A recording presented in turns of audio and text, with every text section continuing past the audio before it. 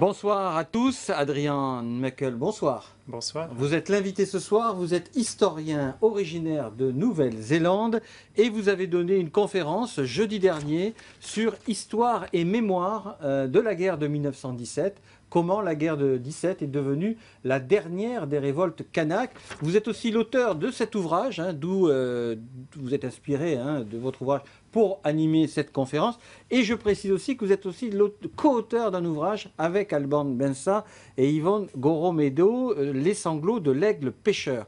Alors nous sommes en 1917 et les Kanaks se révoltent sous le joug du contexte colonial, c'est ça? Oui, c'est tout à fait ça. C'est le contexte colonial et c'est aussi le contexte de la Première Guerre mondiale. Et ce qui a le déclenchement de la guerre, c'est le recrutement et c'est poussé par force presque des tirailleurs kanaks. Voilà, donc c'est les enrôlements forcés Oui. dans pour partir à la guerre en fait, Oui. Qui fait que les Kanaks refusent et ils sont arrêtés, certains sont arrêtés. Oui, au début, quand l'administration est en train de menacer en effet les Kanaks pour aller à la guerre, plusieurs sont arrêtés pour les punir, en effet, pour leur résistance. Et l'arrestation de ces Kanaks amène au déclenchement de la guerre. Mais alors, ils sont arrêtés par leurs propres frères Kanaks, et il y a des chefs administratifs Kanaks. Pourtant, ils sont arrêtés quand même. Il y a plusieurs détails, mais le déclenchement de la guerre, le 28 avril 17, les arrestations sont effectuées par l'armée française avec des tirailleurs tahitiens aussi et le chef du service des affaires indigènes. Mais c'est vrai aussi que les chefs administratifs sont dedans aussi. Et donc c'est ça qui rend l'histoire beaucoup plus complexe. Oui. Alors on les met en prison, où est-ce qu'on les met en prison et quelles sont leurs conditions de détention? Donc à la fin de la guerre, il y avait un peu plus que 250 personnes en prison ici à Nouméa, un peu partout dans toutes les prisons, à l'artillerie, à Ducos, à Neuville, dans la prison civile. Et ils sont ils sont emprisonnés dans des conditions atroces, humides, dans le noir. Un sur 5 est mort dans la période entre début 18 et la fin de 19, 1 sur 5 à peu près, un peu plus, 63, 70, 250. Donc finalement, ce sont des conditions insupportables.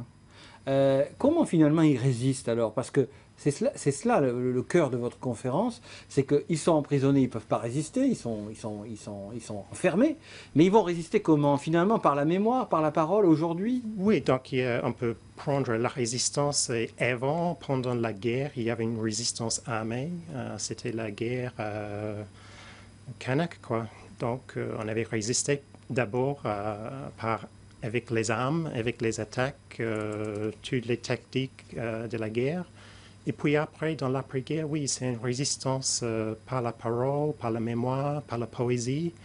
Et c'est ce que nous avons essayé de faire dans Les sanglots de l'aigle pêcheur, c'est de mettre ensemble tous ces récits kanaks, la littérature orale, pour montrer jusqu'à quel point les survivants ont commis cette histoire à la mémoire. Donc finalement, ils nous ont livré un témoignage de cette époque, puisqu'il n'y avait pas de caméra, on ne pouvait pas voir d'image, mais ils l'ont mémorisé, ils l'ont ressorti finalement dans ces récits. J'ai pu entendre le CD qui va avec le livre, et effectivement c'est saisissant. On a là quelque chose de vécu et qui est finalement un documentaire. Oui, oui, et c'est tout à fait ce mot documentaire qu'il faut souligner, parce qu'on dit souvent que on parle beaucoup de la mémoire orale kanak, mais il faut se souvenir aussi que les Kanaks ont aussi écrit très tôt. Donc, plusieurs de ces récits sont commis à l'écriture à la fin de la guerre, en 18, en 19. Donc, la mémoire passe aussi à travers l'écriture. Eh bien, merci, c'est très intéressant. Adrian Meckel, merci pour être venu nous parler de cet épisode historique et de cette question de la mémoire et de la transmission de la mémoire, finalement. On peut revoir cet entretien sur votre site internet. Il s'affiche au bas de votre écran. Restez avec nous, l'Infosoir continue. L'info continue, retrouvez-nous à 19h30.